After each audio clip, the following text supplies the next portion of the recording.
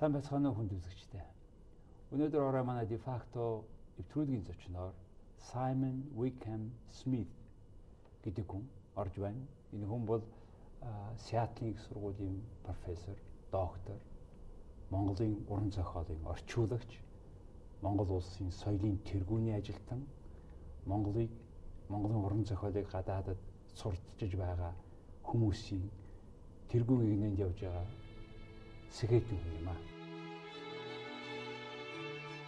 1990 онд Лондонын Их Сургуулийн Хааны коллежийг англи хэл утга зохиолын мэргэжлэр төгссөн. 2010 онд Вашингтоны Их Сургуульд олон улсын судлалын чиглэлээр мастер зэрэг хамгаалсан. Одоогоор Вашингтоны Их Сургуулийн докторын хөтөлбөрт суралцаж байна. 6 дугаар Далай ламын нууцлаг амьдрал нэртэй ном бичсэн. Данзан Аравжаа Явхолон, Минд Оё, Нима Даш Балбар, Даш Тондог, Бавударч зэрэг Монголын зохиолч, яруу найрагчдын бүтээлийг англи хэл рүү орчуулсан. Америкийн нэгдсэн улс Их Британий тэргүүлэх их сургуулиудад Монголын утга зохиол, Монгол судлалын чиглэлээр лекц уншдаг.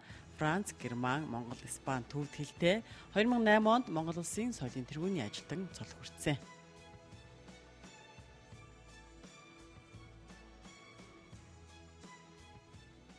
Good evening. Good evening. Well, Simon, we have seen a lot of books. These Sure. are the books you have translated into English of all Mongolian. Many famous people will go through that. But before going that, how come that you became so interested in Mongolian language, in particular literature, history? How come? Well, when I was in my mid-20s, about 20 years ago, I was a monk, a Tibetan Buddhist monk in Scotland. And I stopped being a monk a couple of years later. And then, because I taught myself already Tibetan and Mongolian, in the Bichik Mongolian, I started to translate Tibetan hagiography, particularly the 6th Dalai Lama. Okay. And in the course of doing that, I got to know about Danzan Ravsha. And I translated some of his work, which you have here, The Perfect Qualities. That's right. Yeah. And having done that, I made a connection with Dr. Mendoyo here in UB. And Which year? 2005, I think. 5, okay. And then he invited me to come, and then I got to know him and a lot of the other poets and writers whose work is here. And the rest is history. You know, I've been doing it for... Look, Mongolian language is not that easy.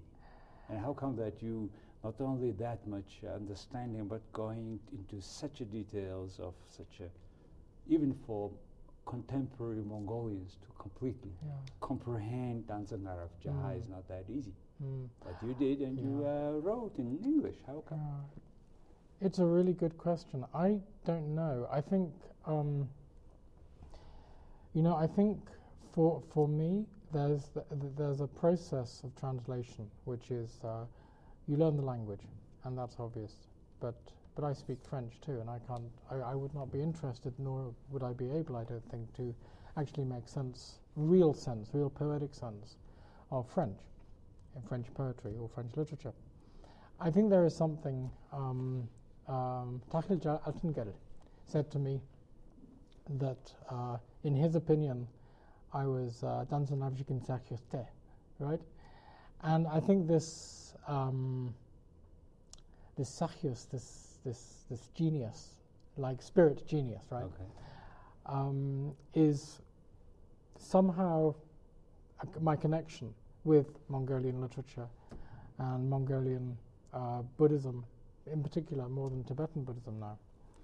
And I think this is really the answer to your question, that there is something which is unclear, something which is maybe hidden somehow in the connection that I have with Mongolia and with the literature.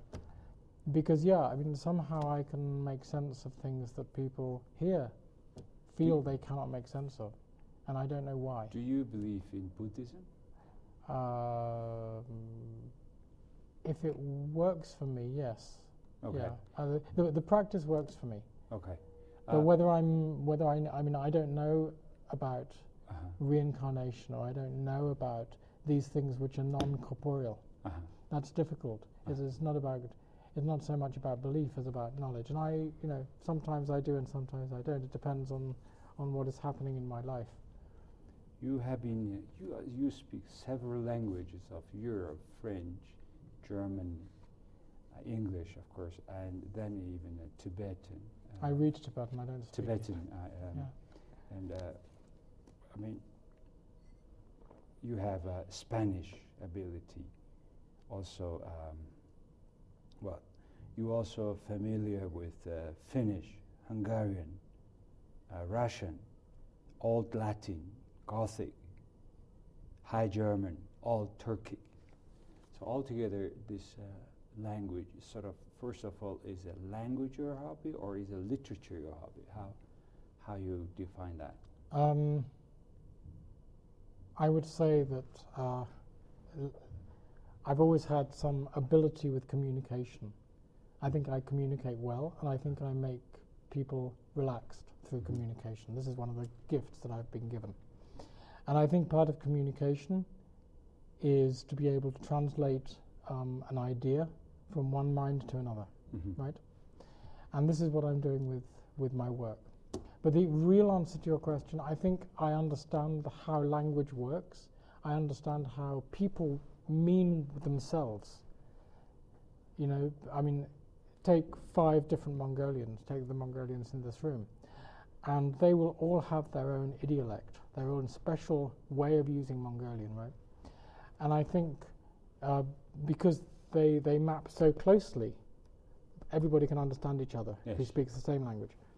But English and Mongolian map maybe like that. Yes. And so my job is to cover this area and make that understandable, while also making the mapped part clear. And so with literature, I think this is the best way to convey culture in terms of written literature, written culture. I mean, journalism has its place, but I don't think if I had to choose between your columns and the work of, say, Danzan Ravsha, I don't think your columns were going to last. Maybe they would last 20 years, but probably not 120 years like Danzan Ravsha. So I would say that the literature that is hidden in this poetry, is what I think is really valuable in the culture. Philosophy. Yes, exactly. I want to talk about that a little bit later, but there are so many interesting things in the translation of this, in particular Danzan Ravsha. Yeah. Before that, you have been a Tibetan monk, and you were translating Tibetan. What is the similarity of 2 languages, Tibetan and Mongolian? There is no similarity. It's like English and Zulu. Zulu? Yes. Wow, is that different? It's really different. I mean, Tibetan, well, there is some disagreement. Maybe it's a Sino-Tibetan language. Some say it's a Tibeto-Burmese language. Mongolian is an Altaic Uralic language connected to Manchu and Turkic and so forth, right? Maybe even Hungarian and Finnish. So they are very, very different. But the thing that unites them is the history of Buddhism. Yes. And I think also to a certain extent the history of shamanism and the history of backwards and forwards relationship. Yes. Monks being sent backwards and forwards. And yet we use a lot Tibetan names in Mongolian. Yes. Almost every Mongolian have a father or somebody who has that Tibetan name. Exactly. And yet we don't understand that name itself, right. the meaning. Yes. Yeah. Including Danzan Ravsha, yes, which is Tibetan name, probably. Yeah, Tenzin Rabji. Yes, what does that mean? Something like the perfect expression of the teaching of Buddha. Oh, I see. You were writing a whole book about the Dalai Lama, the 6th. Yeah, the 6th Dalai Lama. Tell us about him. Yeah, well, the 6th Dalai Lama was born in 1683 in Men, which is It is a disputed territory down between Nepal and Sikkim. You visited there? No. No. No. And then, because at that time the Portala Palace was being built in Lhasa, they kept the fifth Dalai Lama's death very quiet.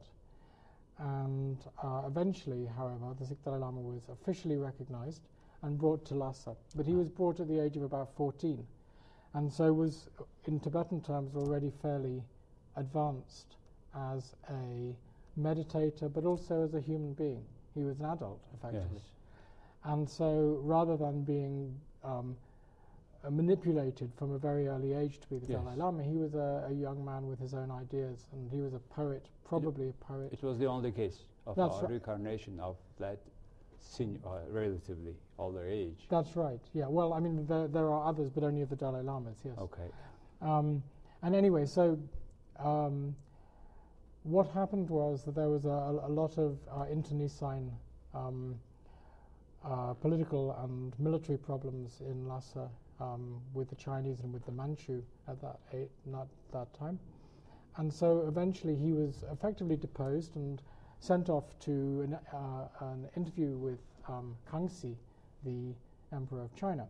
And on the way, he disappeared. Now, there are two stories. Firstly, that he died at Kungano, and that was in 1706, November 14th, 1706. And that's mainly the official version, because 14 years later, in 1720, the seventh Dalai Lama was enthroned.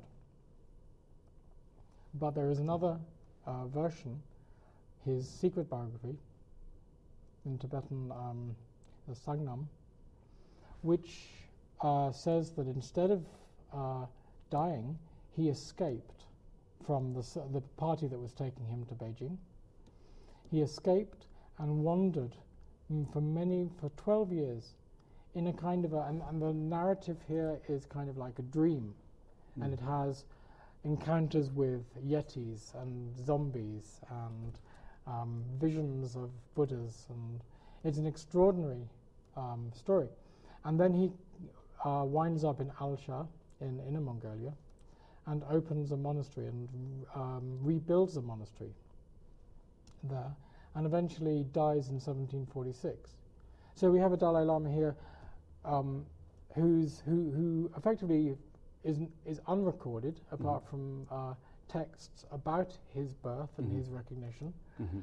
And then we have a bunch of poems that are ascribed to him, but are probably maybe not by him. And then we also have two alternative trajectories. You either have the death in 1706, or the life, this weird life, and then this existence in Al-Shah, and then death in 1746. You have studied him, and then later on through this major translation of Danzang Ravja, you have gone through the philosophy that the country Mongolia as a nation was following for many years, at least for 300 or so years. And the particular name of this Ulumjin Chanar, or perfect qualities, what the particular value of this perfect qualities for mothering young people?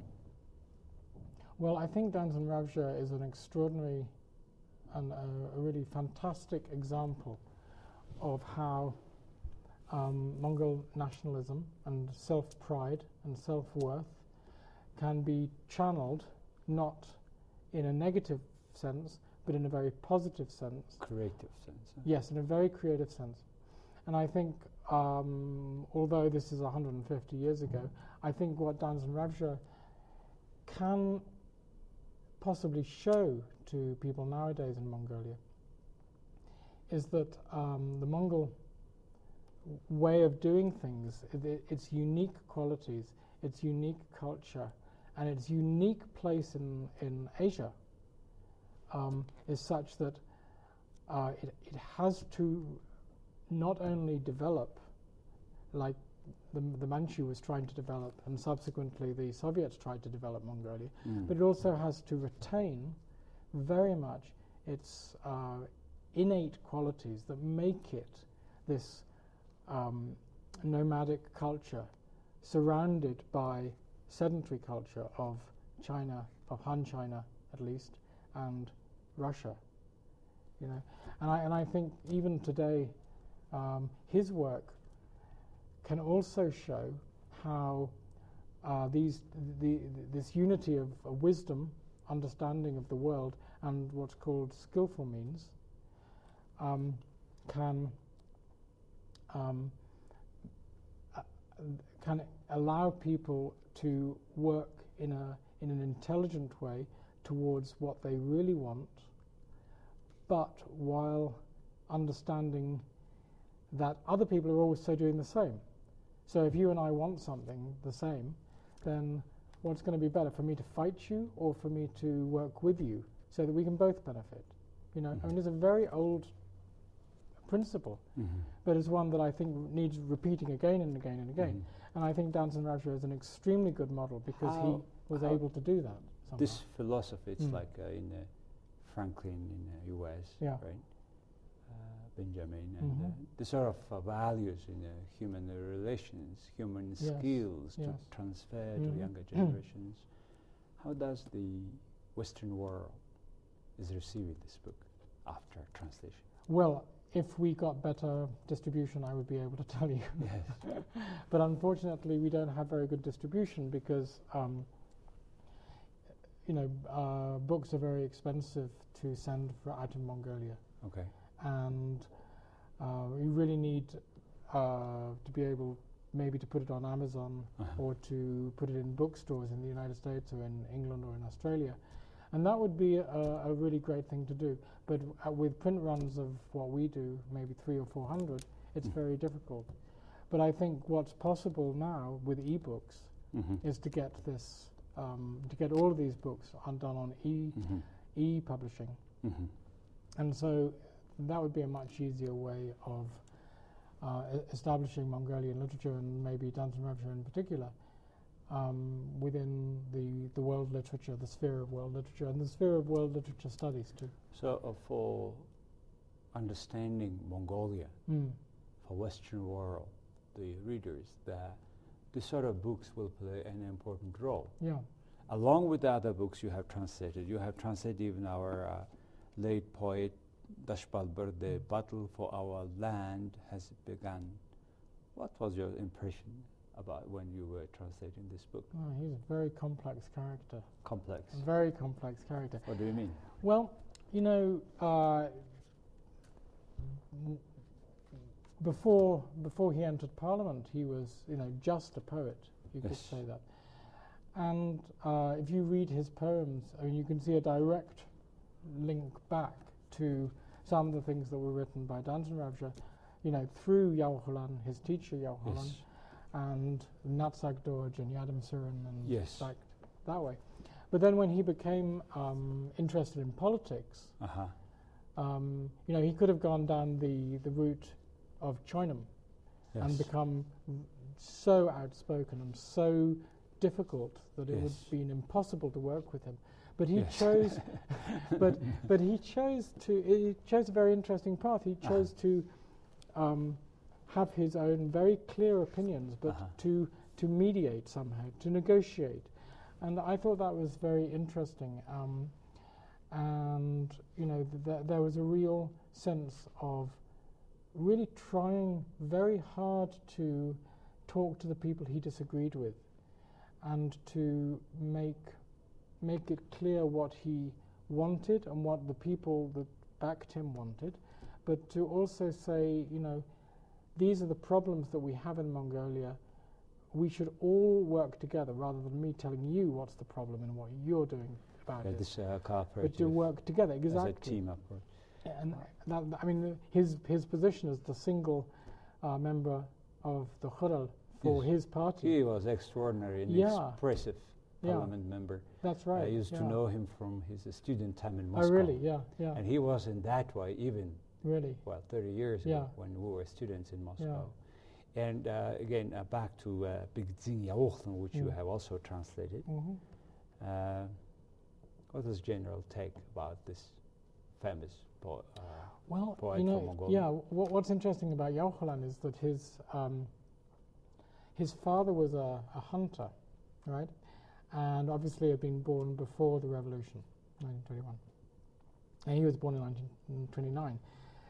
And what's interesting to me is that he combines very much his wish to re-establish tradition, which then led to his work with Dash Balba and Yamsurin and Mendoyo. But also this tradition was mediated somehow by a real deep, profound understanding of the landscape of Mongolia, right? And I think that came a lot from his father, I suspect, the way he was brought up with this binary of, you know, the land is really important. We move across the land and we have to take care of the land.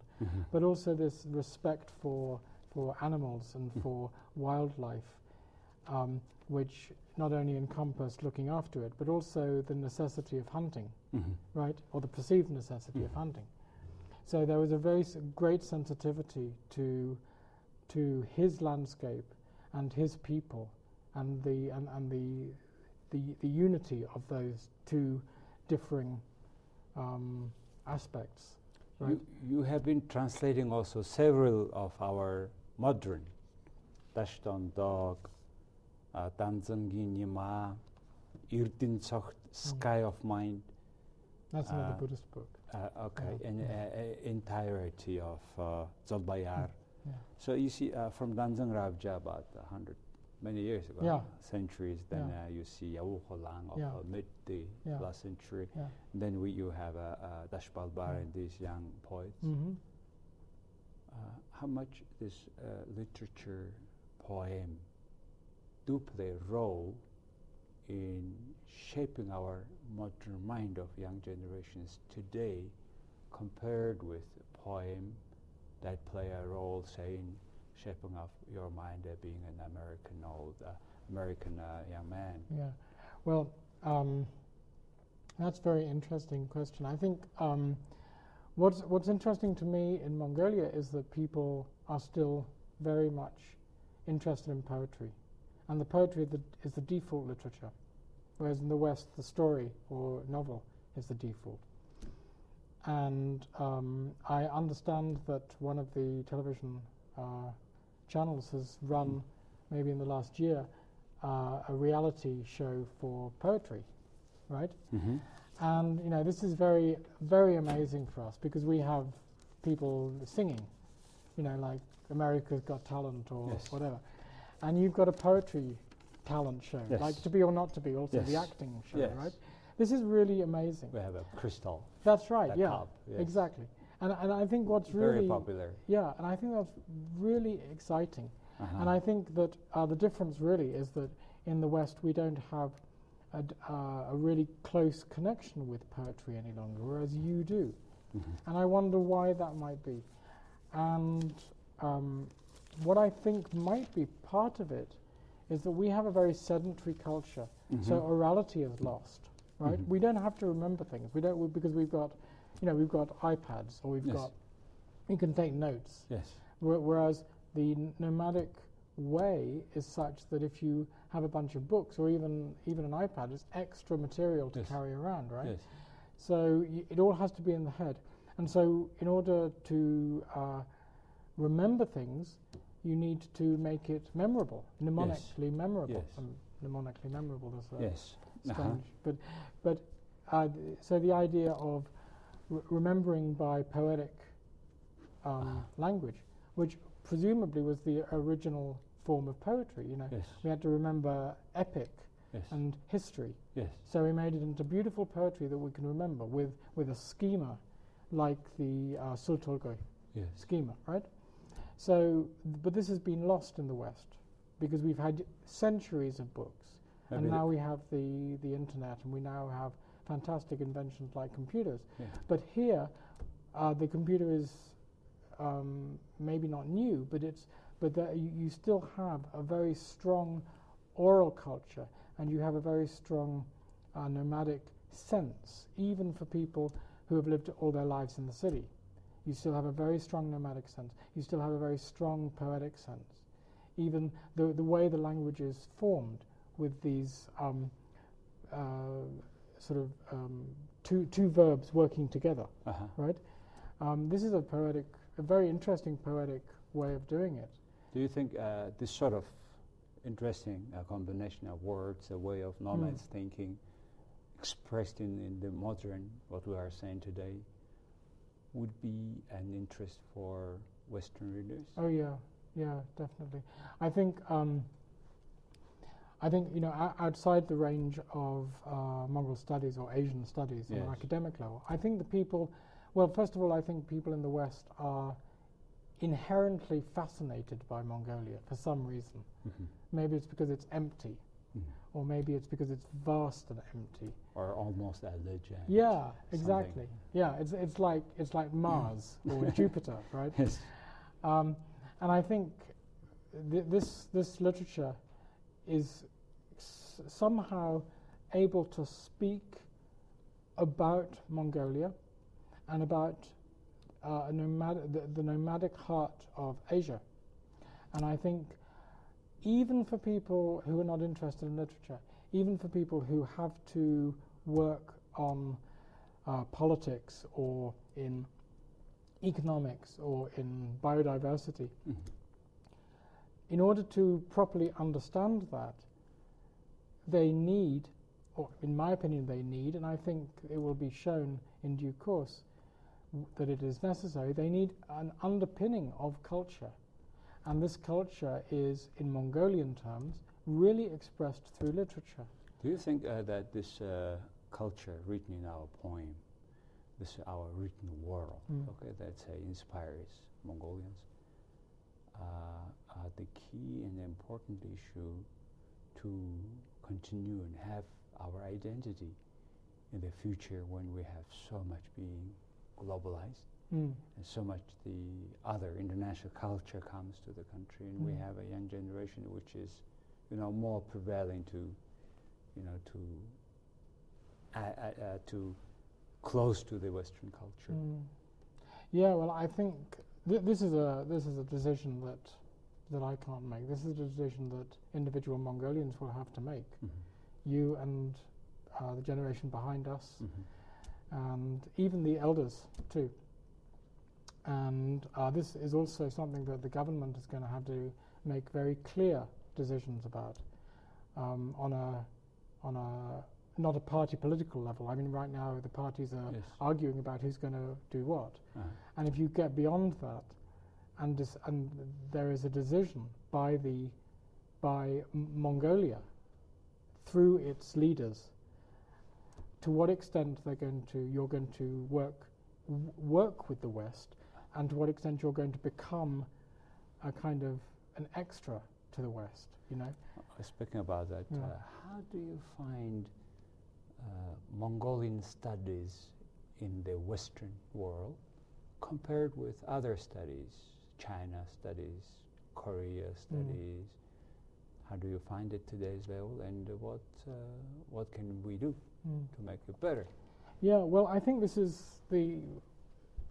maybe one key part in the development of this area, the Asian polity and Asian studies in general. Because in the West, in Europe and in the United States for sure, every Asian studies department really has a China expert, at least one, probably 3, 4, 5. And every Slavic department has a Russian expert, at least one, or 3, 4, 5. And in the United States, for sure, there are 2 tenured professors of Mongol studies. Now that is for me as a Mongolist, that's a problem. But I think, I come at it because I'm basically a geek who's interested in Mongolia. But what's really important, I think, moving on in the next 20, 30 years, because Mongolia, because of its mineral wealth and because of its geopolitical position in Asia, is going to become really important. And so for that reason, and maybe for that reason alone, it needs to be represented within the academy, within the European Academy, within the British Academy, and within the American Academy. Now, so how do we do that? Well, the obvious answer is for departments or even small programs to be set up of Mongol studies. After the Korean War, there was a department at the University of Washington, where I'm doing my dissertation, my doctorate, set up by Professor James Paley, and that was one of the initial Korean studies departments in the country. And from there, everywhere has some representation of Korean because studies. Through their culture and the studies, the businesses, society in general and large, accept the culture of that country and that become interested, right? Yeah, because I think what also happens is that despite politicians apparently not really giving much credence to what academics may say, in real terms, political experts, financial experts, economical experts, biodiversity experts come out to some extent of the academy.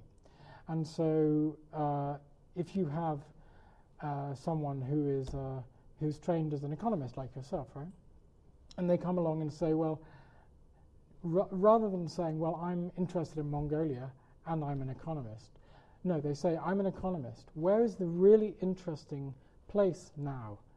It's in Asia. And so there are a lot of people doing China, a lot of people doing Russia. But if I look at Mongolia with its Mongolian mineral wealth, then I can try to understand how that can be used financially, politically, and in terms of helping Mongolia to become a better country, a more prosperous country, a healthier country. And so what we need is not people like me necessarily coming along because I'm interested in Mongolia, but people with broader, more practical, perhaps, practical skills like economics or politics or finance skills, and coming along and saying, well, you know, I'm interested in working on Mongolia because it is so important. It is potentially so vital for this area. Probably that's why also because, say, the London Olympic game has chosen a way of promoting a poem of each country, member of the Olympic Committee, including Mongolia, and where they have selected Min Do-yo, our famous poet Min Do-yo, that you have been translating a lot. He's one of the famous lines as a poetry, poetry representing Mongolia. That's Tell correct. us about the story. Well, how come that they have selected particular that piece?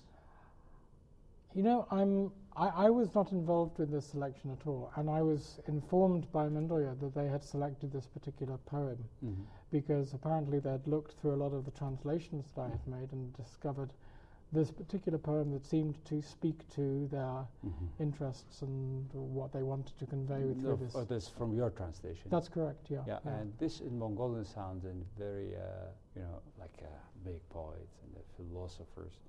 They cover a span of, I don't know, 100 centuries. You know, the way we have been living. That's why they stay longer than something that which is relatively shorter. Yeah, more ephemeral. Yeah. You have been also playing music. Yeah. What is that about? You have so many prizes on this. You have been playing solo concerts in New York, and you had special prize in Helsinki and several other European countries. Yeah. How come? Well, I have always been interested in music. Ever since I was a small child, I was interested in music. And this musical aspect of me, I guess, developed when I was in my very early 20s. And I started to work with computers a few years later. And I started to work with samples and stretching samples and investigating what was inside. You take a 3-second sample and you stretch it, you can hear other things from what you get in the 3 seconds, right? So I was manipulating these and layering them on on a computer program and manipulating the samples with a computer. Mm-hmm. And for some reason, the pieces that I make seem to be interesting to people. And so, yeah, I've been very fortunate in getting CDs released by many CD labels in the United States and Australia and New Zealand and Europe. And who the most interested audience of this electronic experimental music? Yeah, it's a good question. I really don't know. I think nowadays there are people who, you know, because you can do it on your iPad there, right? Uh-huh. You can use samples and play around. And I think people who are involved in listening and also people who are involved in making the music, similar types of music to the ones that I make, I think those are the real audience that I get. But there are also people who, you know, may be more interested in the wilder aspects of contemporary pop music or rock music. Because you are making some sound that otherwise no instrument can play. That's right. Yes. You are dividing it and changing the frequency and exactly. the pitch and exactly. That's the beauty of digital music, because you reduce everything to ones and zeros. So you change you manipulate the ones and the zeros. Will it be changing the very concept of classical music? Well, down the road, say 100 years. Yeah, I would imagine so. Well, you know, since the 50s, I think, people have been making electronic music quite regularly. And, you know, originally just with reel-to-reels and cutting and splicing and collaging. And then in the 70s, late 60s, early 70s, people began to work with computers. Okay, Simon, you have, how many times you have visited Mongolia? This is the sixth time. When was the first? 2006. 2006. So for 6 years you have been visiting the country, the city. You obviously see the crazy changes and bad roads, everything, and young people, traffic, and what is your feeling? Where are we going towards now? I think it's really exciting. I think it's really, really exciting, because I think I think Mongolia could go one of two ways. Either it's going to be a crazy chaos, or it's going to move slowly, well, in its very fast-moving way. It's going to move gradually towards a situation which is not 100% removed from maybe some aspects of South Korea, or some aspects of Qatar, maybe, or Dubai. Particularly Qatar and Dubai is interesting because, you know, these are historically nomadic countries, nomadic states, who have hit mineral wealth, or oil in their case, and developed accordingly. Yes. And, you know, I think it's a pretty good analogy. And yet they have started with not completely democratic society. No, they're unlike Mongolia. Unlike Mongolia. And we have suddenly a free man with a free choice. Yeah, exactly. And then suddenly we have discovered all this mineral wealth. Yeah. And do you think with this, our inspiration, no matter the culture, the poets that are in charge of people, would we have, what kind of spiritual, you think, states Mongolians would like to have? Well, what would they like to have? I think... Or it's better for us to have? Well, I think as an outsider, and of course I'm not a Mongolian, I only have some tiny understanding of what Mongolians really want. But as an outsider, I think there are two really important things. Firstly, that the wealth should be shared. The wealth from mineral development should be shared in some way, maybe using the Alaska model, or maybe using another model. But it should not only go to this cream echelon at the top. Do you see it goes now? It's not impossible that it might do that, yes. But I think also that a lot of care should not necessarily be given to the middle class, but to the very poor. Like you grew up in the Gare area, and when you go to the Gare area, you know, it might be that some people don't mind living in that sort of situation.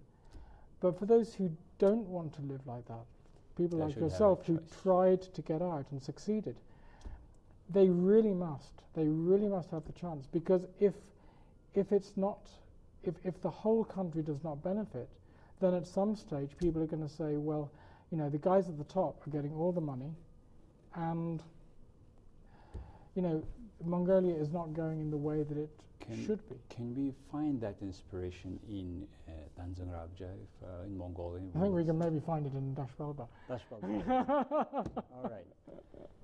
Simon, you know, thanks to, let's say, gig or say extraordinary character people like you, we happen to get somehow access to Western world, to come with the translation of our smart minds and people who were shaping the way Mongolian thinking was. And I see the problem now, as you said, about the Mongolian study abroad in the Western world. And so, thanks to people like you, we are getting it. And I would like to thank you for doing this. And I think as we get stronger, richer the society, and I think we will find a better way of cooperation and thanking you in this regard. Well, thank you. Thank you very much. Yeah. Good luck. Thank you very much. Thank you for See you having me. later back in Mongolia. I hope so. Thank you. Okay. За, хүн төсөгчтэй өнөөдөр манай нэвтрүүлгийн зочноор Саймон Викэм Смит, Монгол улсын соёлын тэргүүний ажилтан, Монголын уран зохиолын орчуулагч, Монголын яруу найргийг барууны ертөнцид түгээж байгаа эрхэмтэй уулзлаа. Их баярлалаа.